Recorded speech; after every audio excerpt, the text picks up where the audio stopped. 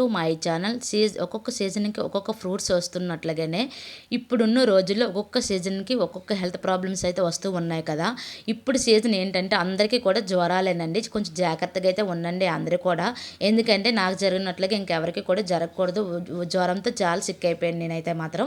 అంటే వండడానికి కూడా ఓపిక లేకపోవడంతో మరి ఏదో ఒక రైస్ కానీ రసం కానీ పెట్టేసేదాన్ని. ఏదో ఒక పచ్చళ్ళతో అయితే తినేసేవాళ్ళు. పాపం ఎన్ని రోజులు అని తింటారండి వాళ్ళైనా సరే. ఏదో ఒకటి పాపం ఏదైతే ఉండాలి కదా. అందుకనే ఆ రోజు సండే అయితే మంచి సినిమా అవటం వచ్చింది. ఇంకెందుకులని మా వారైతే మాత్రం ఇలా చికెన్ పకోడీను ఎగ్ ఫ్రైడ్ రైస్ అయితే పట్టుకొని వచ్చారు. మా వారును మా బాబు ఇద్దరు కలిసి తింటున్నారు.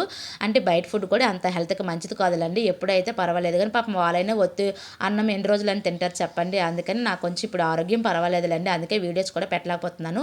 ఇప్పుడైతే మాత్రం వీడియోస్ పెట్టడానికి అయితే ట్రై చేస్తూ ఉంటాను. ఇప్పుడైతే చూడండి డీజే అయితే పెట్టారు. వినాయకుని నిమజ్జనం కోసం డీజే పెట్టారు. ఈ వీడియో నచ్చితే ప్లీజ్ సబ్స్క్రైబ్.